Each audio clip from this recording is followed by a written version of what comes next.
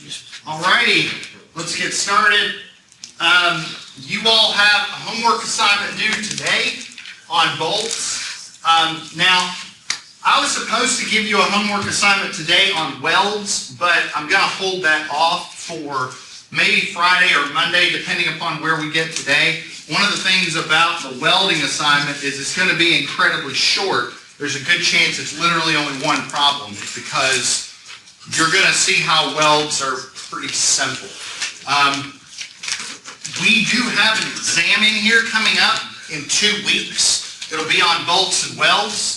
So I just want to plant that seed in your head. We're going to have exam review Monday. We are going to have our exam on Wednesday, and on Friday we will cover partial differential equations. Just kidding. I'm going to be nice and give you Friday off. The Friday before spring break. Good Lord. I'm almost like, now we're having class after that reaction. Did we get it off the copy? No. Well, we can talk about that. The only thing is you will have a homework assignment due that Friday. So we can talk about that. We might just have you turn it in. I don't know. There's a possibility. We have capstone presentations that day as well, so I got to kind of be a little fluid. So we might cancel concrete as well, but what I have to ensure is that we've at least finished shear, because that will be on the exam when you get back. So there's a possibility. Don't hold me to it, but there's a possibility that we cancel concrete that Friday as well. So, sound good? All right. But one thing I can pretty much tell you is that homework will be due. Okay. Now you can turn it in early if you want. I'm not going to stop you doing that. Okay, let's talk about welds. The most common type of weld in any structural system is a fillet weld. And so for our purposes, for what we design in this class, I want to teach you how to design a fillet weld. Now, the thing about fillet welds is, if you can design that, you can pretty much design anything. You're going to see the guide that we use here in a second, the guide that we refer to.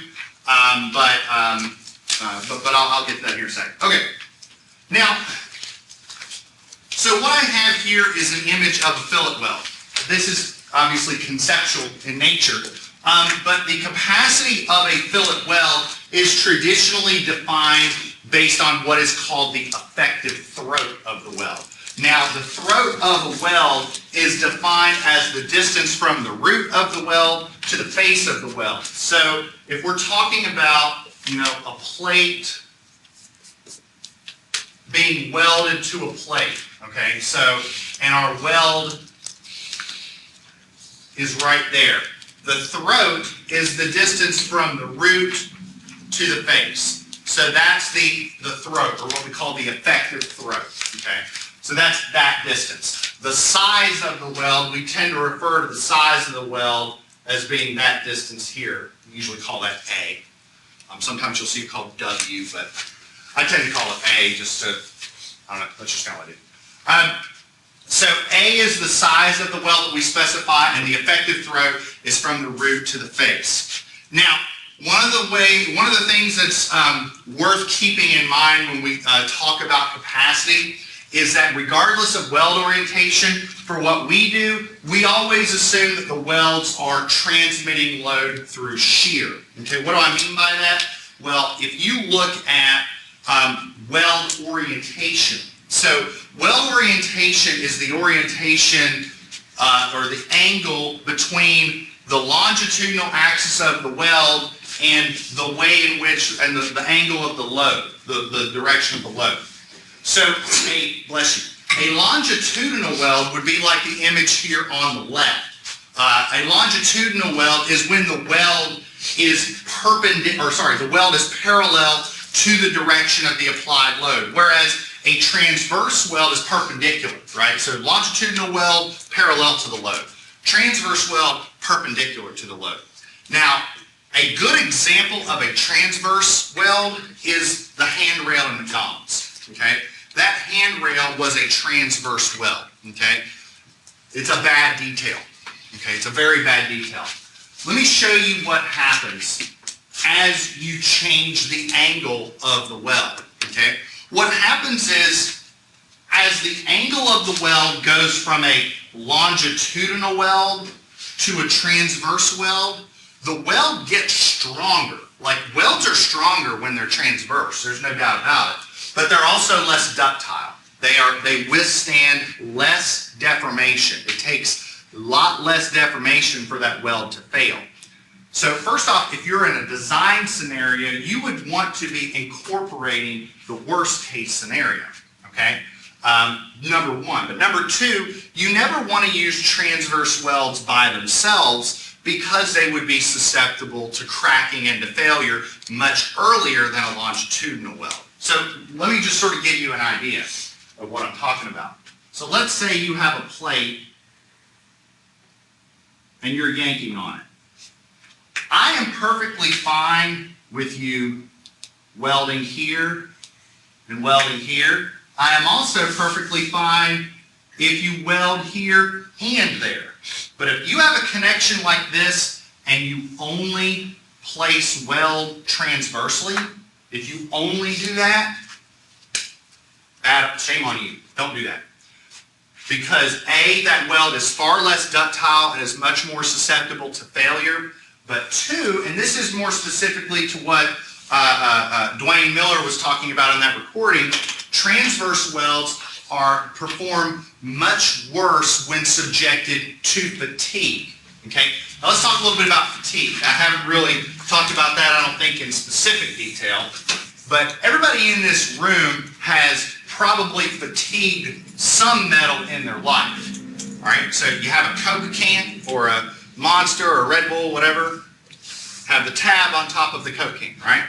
So what's an easy way of ripping the tab off the top of the Coke can? You take the tab and you... And what happens? The metal, you can feel it. It gets softer, right?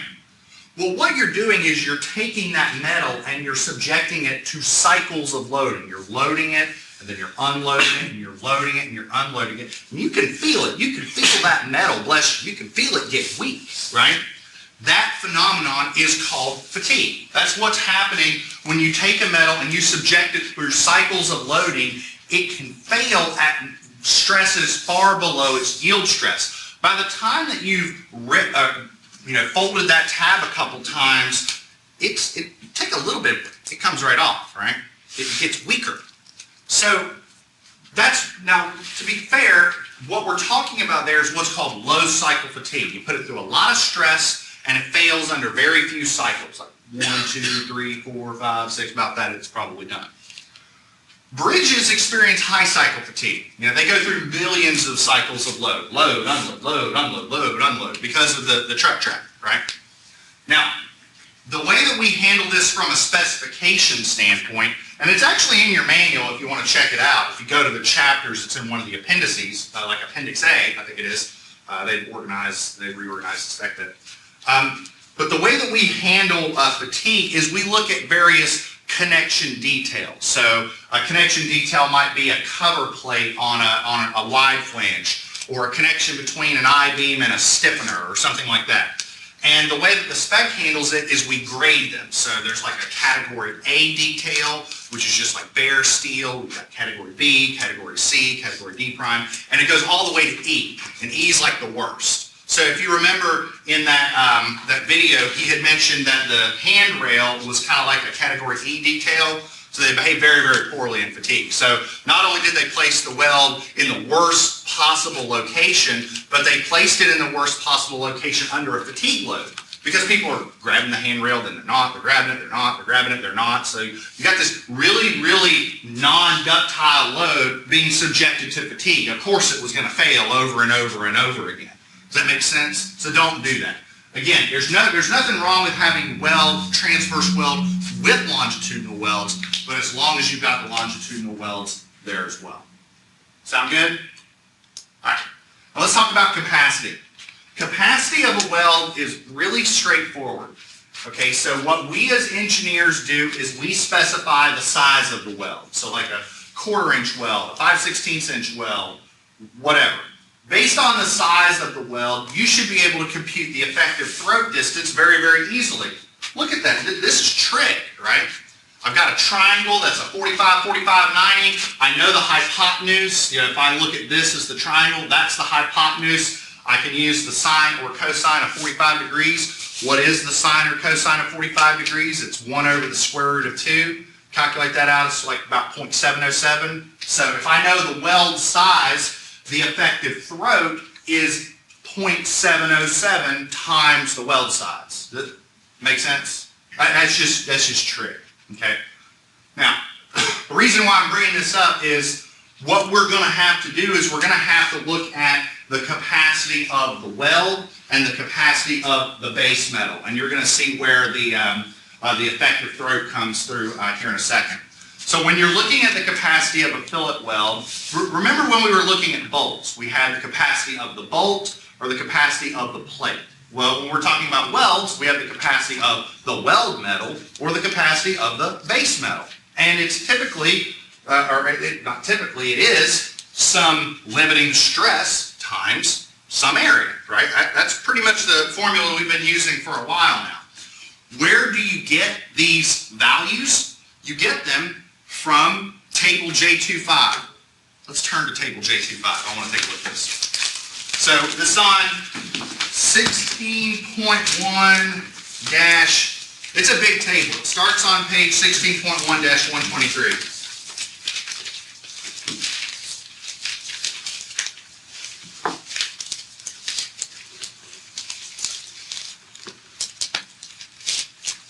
Because everybody brought with them their AISC 15th edition steel construction manual, right? See, good. Okay.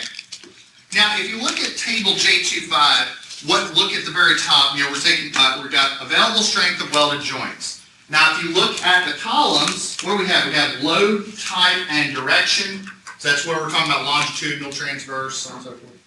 Pertinent metal. So see where it says pertinent metal? We could either have the base metal or the weld metal. It lists our phi value, it lists our nominal stress, and it lists our effective area. Okay. Now, if you look in the body of the table lists various types of welds. So we have complete joint penetration groove welds, we have partial joint penetration groove welds, and if you turn the page, we have fillet welds. Okay? So let's look at this fillet weld question. Well, let's take a look at this. So if you look at the fillet weld component, let's see. What do we have? Well, so here's the fillet weld component. This is the table that you're seeing right here. And I'm going to start off by looking at the weld metal. Okay? Now, starting off looking at the weld metal, what do I know? Okay, so we've got phi. So we're talking about phi RN. Okay? So I've got a phi value of what? 0.75? I've got a material strength. Now, let's take a look at this. It's 0.6, and then it says FEXX. Now, first off, why is the 0.6 there? Shear. Von Mises, right? Remember, anytime there was a shear, there's a 0.6. Don't tell me it's a factor of safety. Not a factor of safety. I don't remember the answer, but I'm just going to put down factor of safety because I think that'll give me partial credit on the problem. Hold on, I got to give you the professor look now. That's my professor look. All right, and then we have some area. Now, what does it say for the area? It says CJ2.2A. So let's turn back a few pages. So now I'm on page 16.1-119. So J2 is welds. Then it says J2 is fillet welds. And see where it says J2.2A? It says effective area. Does everybody see that? On 16.1-19. What does it say? It says the effective area of a fillet weld shall be the length, the effective length, multiplied by the effective throat. So what is that? That's the length of the weld times the effective throat. But what's the effective throat? 0.707 times A, the weld size. So, there you go.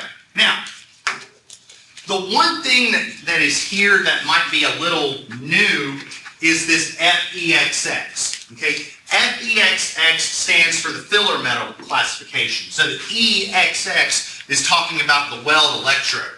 So I actually brought with me some weld electrodes. Let me try not to spill them all over the place. There we go.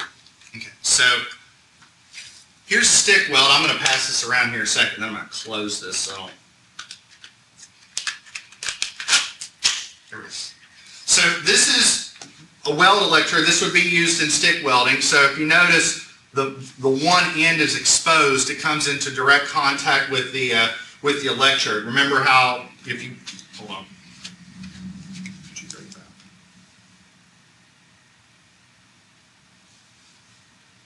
So here's stick welding. So this is the electrode that we're talking about. So your welder is going to hold the attachment, and that's going to grip here. So you're going to have one end that's exposed. And if you notice, it's got sort of this granular flux on top of it. Once you connect your circuit and you begin consuming the electrode, this is what's going to provide the gaseous shield that eliminates the ambient hydrogen in the atmosphere. So that's what this coating on here is for. As for the filler classification, that comes from the weld that you purchase. So if you look here, these are some Lincoln Electric electrodes, and if you look here, the classifications here, it says E6013. So E60, these weld electrodes are going to have a filler strength of 60 KSI, right? So that's what the E60 means. So if it was E70, it would be 70 KSI, or E80, E90, what have you. I'm going to pass these around so that you all just, have held a weld electrode at some point in your life. So how do we determine the capacity of a fillet weld? Bam. That's the weld metal. Again, really, really simple. Okay? Just 0.75 times your weld metal strength, which is 0.6 times your electrode strength, again, because it's in shear, so you adjust it by 0.6 for von Mises. And then your area is the length of the weld times the effective throat, which is 0.707 times A. So that's it. So does that make sense? As for the base metal, if you go back to the to table J2.5, what it says is governed by J4. Okay. Now J4, if you turn further into chapter J, has 5 sections. It has strength of elements in tension, but if you were needing to use the strength of elements in tension section, that would indicate that you had a weld geometry where you placed weld here, and you didn't place weld in shear. That's a bad idea, right? Because you don't want to do that anyways. So if you're referring to table J41 or section J41 and nothing else, you probably have weld geometry you shouldn't. So we can ignore that. Now J43, that should be familiar. We've already looked at that. That's block shear. J44, strength of elements and compression. We're not really worried about that. J45, strength of elements when you bend them. We're not really worried about that. So we're looking for strength of elements in shear.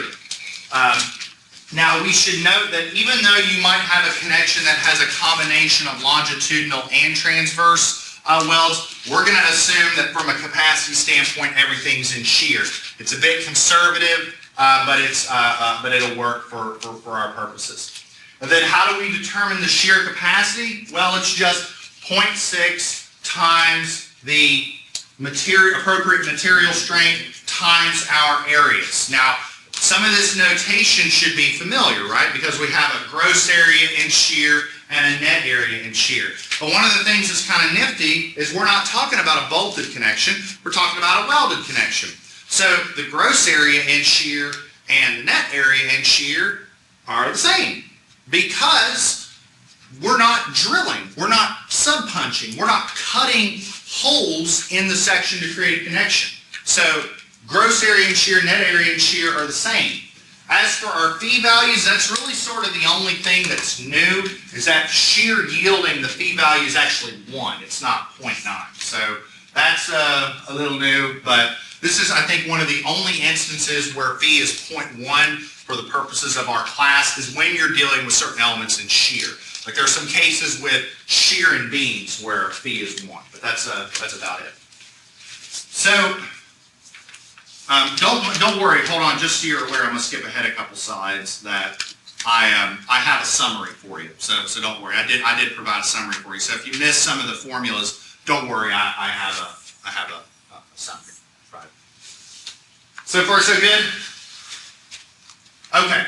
Now, remember when we were dealing with bolts, right? We had a bolt shear requirement, we had a bolt bearing requirement, but we also had a series of layout requirements, like we had spacing and edge distance requirements. Now there were reasons for those requirements, right? The requirements were for things like, well, if the bolts get too far apart, we get water in between the plates. If the bolts are too close together, they become difficult to tighten and construct. Okay? So there were a series of layout requirements intended for that. There are a series of weld limitations for different reasons. The ideas are kind of the same, that it doesn't really have to do with strength, it's more about construction, but there are a series of weld limits. Now, we do have limits on the weld size itself, okay? So, for instance, I have a plate welded to another plate. I actually have a minimum and maximum weld size. Now, they each have a different reason. Now, I want to talk about why. So, for example, if I'm welding, let's say, a plate that's 3/8 of an inch thick, just for the sake of discussion, that weld must at least have a size of 3/16. It can't be smaller than that. So there's limits on the weld size from a minimum standpoint. Can anybody think of why there would be a weld limit size? I'll give you a stupid example, but it kind of explains the problem pretty well. Let's say that I have a plate that's 8 inches thick. That's a plate of steel. Okay? Now, let's say I put a weld on there that's 1/4 inch wide. Does that sound like it makes sense? No, it doesn't sound like it makes sense. It's a really strong weld. Well, I'm telling you it's not going to be. It's going to be a very weak weld. There's a problem with this. Why? Can anybody think of why that would be a problem? And I'm not talking about just its strength. Regardless of yanking on it or applying load until it fails, why is that a problem? Anything to do with the self-weightiness too? No, not how heavy the steel is. Not directly. What are you doing when you're welding? You're completing a circuit, right? And so you're inputting a lot of energy into the plate. How many of you have heard of a heat sink? Have you ever heard that term? The idea is that you've got these plates that are so thick that if all you did was try and deposit a weld that was 1/4 inch thick, these plates are going to suck up all this energy and this weld isn't going to perform the way that you want it to. The weld has to have enough body to it and enough oomph to it so that you actually complete a welded joint. In other words, if I have plate A and I'm welding it to plate B, the weld has to be at least some dimension in order to properly penetrate the plate and form a welded joint. If you have a really, really dinky weld and a really, really thick plate, what happens is you get a heat sink phenomenon. the weld is too small, the plate is going to absorb that heat too quickly, and the weld will cool really, really quickly. And if that weld cools too quickly, it will be less ductile and it'll want to crack and it'll want to fail. So why do we have minimum weld limits? It's because of the heat sink phenomenon. Okay? The welds have got to be a certain size to actually be a proper weld. Otherwise, the plates will sink in that heat. Almost like that's a possible test question or something. Now people start writing down. He mentions the T word, and it's like, oh, I didn't really care what he said before, but he said the test word. How it's important. I know things about stuff. Okay, so why do we have limits on the minimum weld size? It's because of the heat sink phenomenon. There are also limits on the maximum size of the weld. Now, specifically, how do you compute it? It's a pretty straightforward formula. If the plate is less than 1/4 of an inch thick, we just say that the maximum weld size is the thickness of the plate. But if the plate is greater than or equal to 1/4 of an inch thick, we say that the limit is T minus 1/16 of an inch. Okay? Here, now, if we have a minimum size on a weld because of the heat sink phenomenon, here's why we have a maximum size on the weld. So, let's deal with an example that makes a little more sense. So,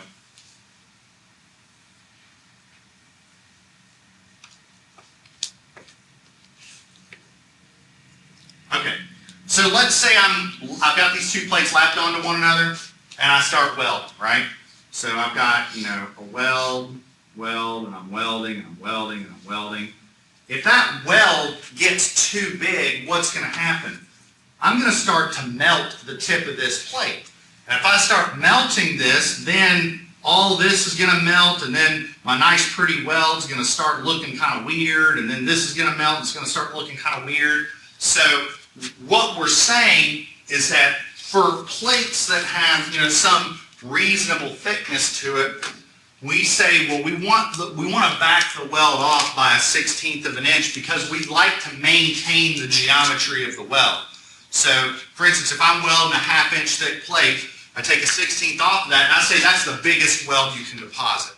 But if we're dealing with really, really thin plates, something that's like 1/4 of an inch or less, we say, oh, what the hell, let's just, fill the whole thing up because it's so thin it doesn't really matter.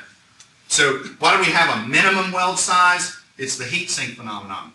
Why do we have a maximum weld size? Because we'd like to maintain the geometry of this plate. We want this, we want to know that the plate goes here and it terminates there. If you keep welding, you're going to melt all this, and it's going to result in poor weld and plate geometry. Does that make sense? All right. Any questions? Yes. How strict or how accountable are contractors held to these weld sizes? Very. Oh, very. So what I will say is one of the biggest aspects of welding versus bolting is just the sheer amount of inspection that is required prior to construction. So for instance, in the bridge industry, it is common for large-scale fabricators to even just have an office for the DOH inspector. The DOH inspector who works for the DOH is just there, all the time, And so, how strict are these requirements? Very, very, very. And it's one of the reasons why weld certification means so much in our profession. Not just being a welder, but being a certified welder. And it's also why competent, skilled, professional welders tend to do pretty well. They tend to make a decent salary because welding is, it's tough. It's not, bolting, we could be bolting structures together now. I could show you how to install a bolt in 15 minutes. But welding takes years to perfect your craft and, deposit, quality assured welds. That's a tall order. So yeah. How strict? Very. That's a good question. Any other questions? This is good stuff. All right. Now, there are limits on weld lengths.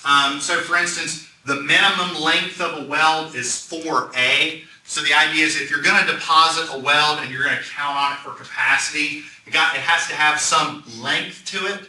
But then we have a maximum weld length, I guess a maximum weld length, if you will, of 100 times A. If your weld gets longer than that, there's a reduction factor that you apply. But I'm really not going to cover that in here because for most building connections, neither of these limits really become an issue. If you have a weld that's only like half an inch long, like you either probably did some math incorrectly or just bolted together or something. And if you have a weld that's like 100 times its length long, like 50 inches long or something crazy, just in buildings that just doesn't really happen very often. Stuff like that can happen in bridges, but in buildings, it just really isn't a concern. So for building connections, we're just not going to approach this limit, so we're just in here, we're not going to worry about it. So I told you I'd provide a nice little summary. So here is the set of expressions for weld metal capacity. So if you have your slides printed out, you can put a nice big old star starting at slide 245. These are the expressions for capacity. I have the weld metal, I have the base metal for shear yielding, and the base metal for shear fracture, and then I also have the weld sizes. I'm going to leave this up here if you all would like to summarize this. Did everybody get to see the electrode? A second on that.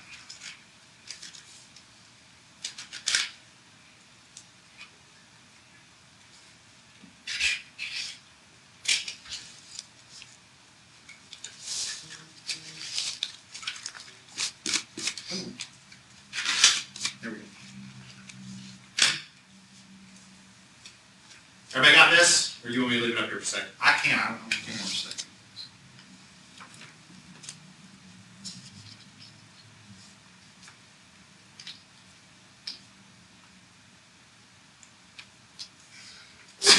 Bless you.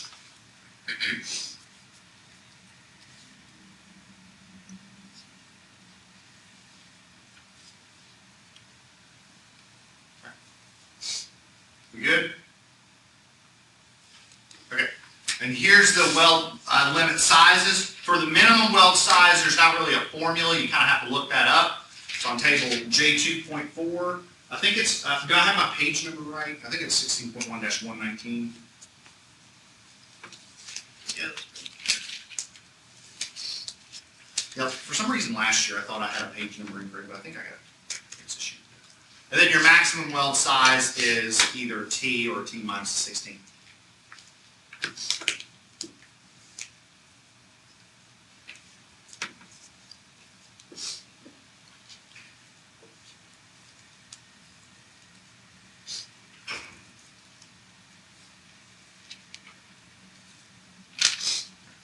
Y'all good? Okay.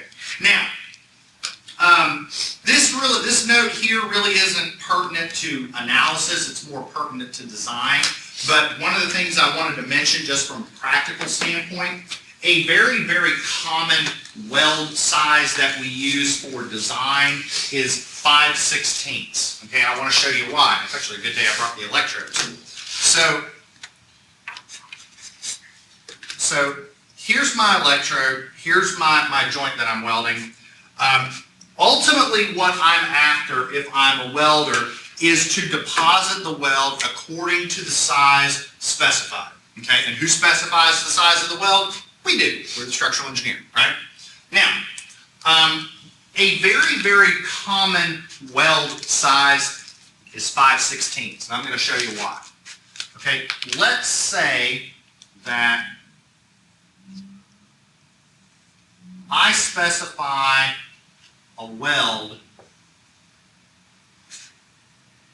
that is, I don't know, way bigger than that. Let's say like 3/4. That's a big weld. There is no way to obtain that weld or to deposit that weld in a single pass. Okay, it's impossible. What happens is, so here's the welder, and let's say that here's the joint. So I'm welding this book onto this table, okay? So what will happen is the welder will deposit that weld and then pass again, and then pass again, and then pass again. Because what happens is, you know, here's your weld, and then you're having to build on top of that, build on top of that, build on top of that, build, build, build, until you get a weld that has a width of 3/4 of an inch, okay? So if you have a weld that's like 3/4 of an inch, you have to do it in multiple passes. You cannot deposit that in a single pass. 5/16 is about the largest weld that you can deposit in a single pass, okay? So for welded connections, primarily in buildings, it's a very, very common weld size. Do we deal with larger welds in buildings? Yes, we do. Usually only in very specific instances, like if you've got like a massive moment connection that's being welded, or some like column base plate where you do have to do that. But most typical building connections, you can get by with like 5/16. And when we design, we typically want to choose the largest weld size possible. In other words, like to keep the math simple, if you had a choice between a 1/4 inch weld that's 20 inches long or an 1/8 of an inch weld that's 40 inches long, they both have the same like area, you know, so they would have the same capacity. But if I had to choose, I would choose this one because the larger weld would mean a shorter weld. So I could theoretically do it faster. Do you see what I mean? So the larger weld size means a shorter weld length. Does that make sense? So I'm just saying that from a design standpoint. So it's quicker to deposit. Okay. Any questions? All right. So what we're going to do is we're going to look at the analysis of the connection that you see here. So I have A572 grade 50 steel for the tension member. I have a plate that's 10 inches wide, 3/4 inches thick, and I have it welded onto this gusset using E70 electrodes, and I deposited a 5/16 inch fillet weld that is 15 inches long, right? So throwing some weld terminology out at you so that you all have a recognition for what that is. I'll give you all a set to deposit this onto your paper. I am a dork. I know. It's, you know, it's pretty bad.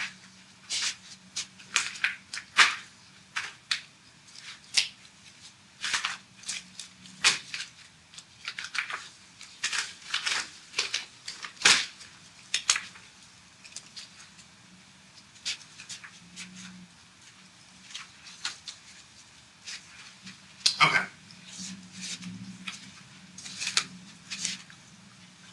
Don't worry, I'll copy this image over.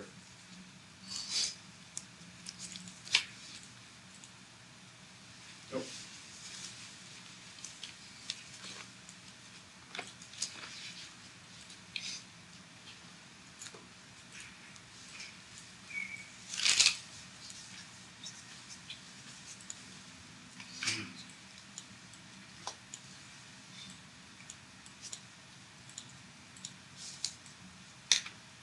Here we go.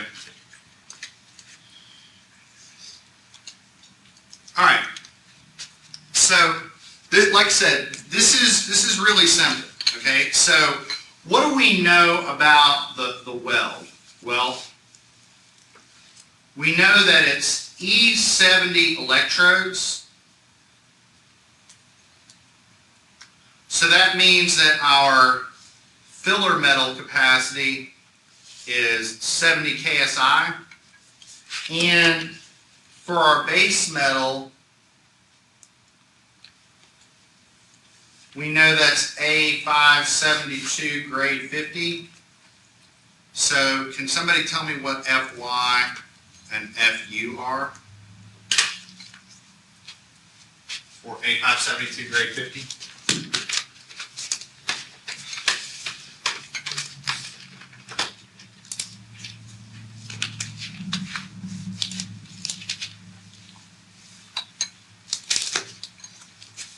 KSI at 65 KSI. Exactly right.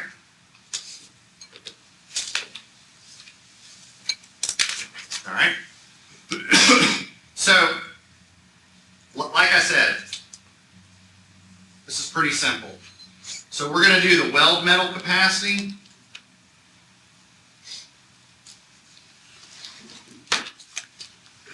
So your phi-RN is phi times 0.6 FEXX times 0.707 LW times the weld size. Again, pretty plug and chug. So phi is 0.75, this is 0.6, this is 70 KSI, this is 0.707. What's my total weld length on this problem? 15 inches, which is doubled. Exactly, 2 times 15 inches. Because there's two 15-inch welds, one on the top, one on the bottom. And A is 5/16.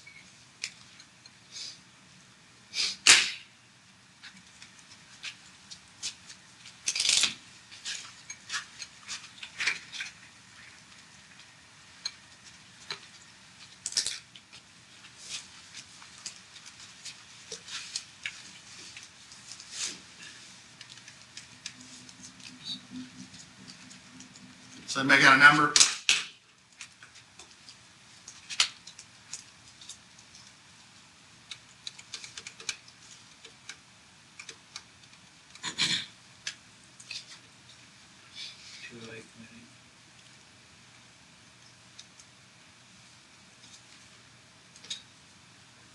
Second? All right. Next we have the base metal.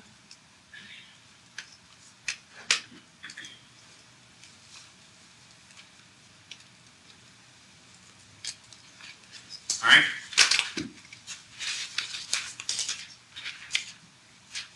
Okay. For the base metal, the first thing we have to do is we have to recognize the following. Okay. How long is our weld again? 2 times 15 inches, which is 30, right? And then, good Lord, I can do better than that. And then we do need the thickness of the plate. And the reason why we need the thickness of the plate is because we need gross area, right? Remember in block shear, you would take the length times the thickness to get a gross area. We're going to do the same thing here. So how thick was the plate? What was that? 3/4 of an inch. So therefore, if we wanted to get the gross area, we would just take the length times the thickness. But how do we get the net area? It's the gross area. Because there's no bolts, right? We're not taking the gross area minus the area lost due to the presence of bolt holes, because there are no bolt holes. It's a welded connection. So what we can say then is the gross area in shear equals the net area in shear, which is LW times T.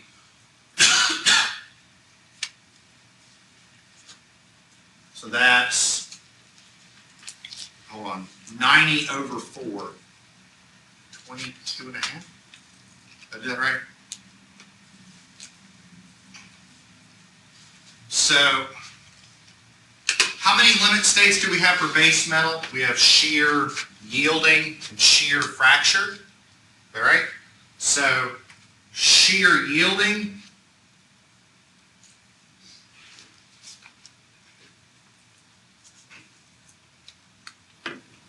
phi-RN was phi times 0.6 FYAGB.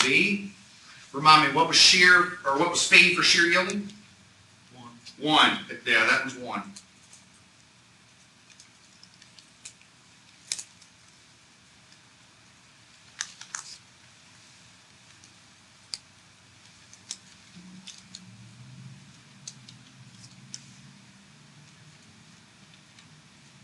And then shear fracture.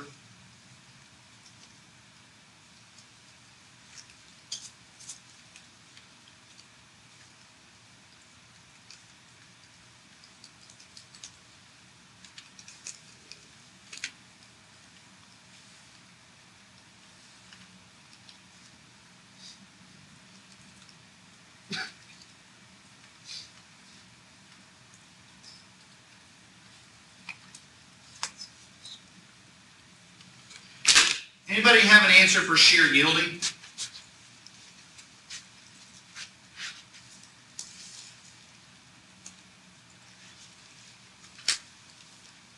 $675. Do I have a second?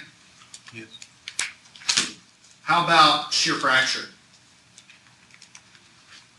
$658. $658. So, what is my capacity for the connection?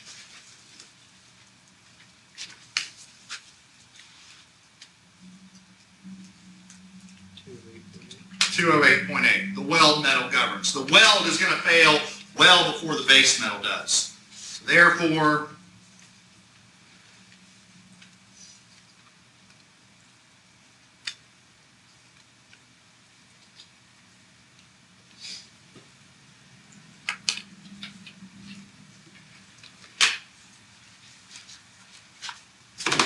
I told you this was easy, didn't I?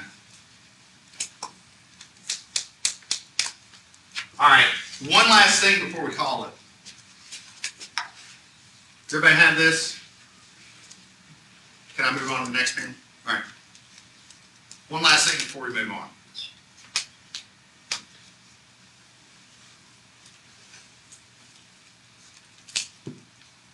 Let's look up weld limits.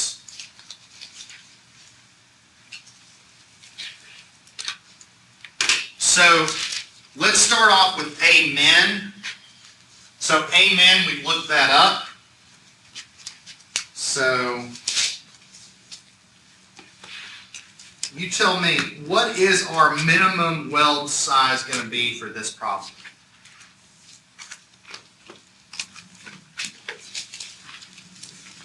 So I'm on 16.1-119. So maybe I should go ahead and put up here, remember,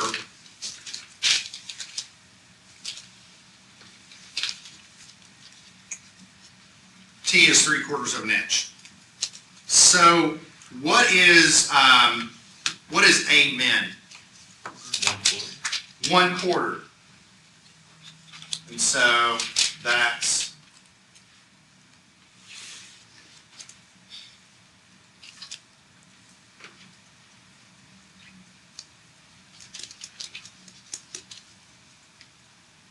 now what's A max going to be?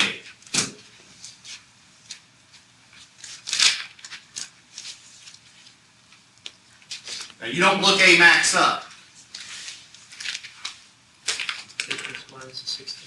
It's T minus the 16th. It's not T because that's only if the thickness is under 1/4 of an inch. So T minus a 16th of an inch. So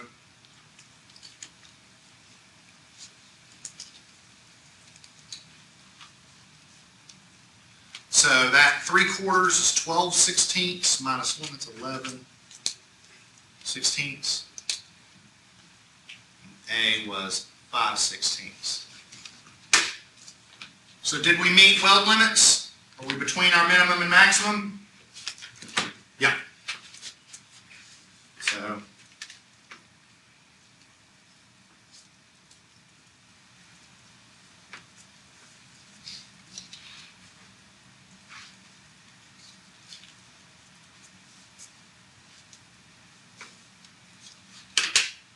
didn't I tell you welds were easy? They're pretty easy. Welds are easy. In fact, design, remember how with bolts we would determine the capacity of a bolt and then divide to get the number of bolts? With welds, we determine the capacity of an inch. Divide to get the number of inches. That's it. I mean, I I wish I could say that it was more complicated than that, but it's really not. The only thing with welds that, I don't want to say gets complicated, but maybe gets a tad more involved is what's called a balanced weld arrangement. But we'll probably talk about balanced weld arrangements on Friday, maybe into a little bit of Monday. That's all I got. Next time we're going to get into design, and I'll probably give you your weld homework on Friday. So that's all I got.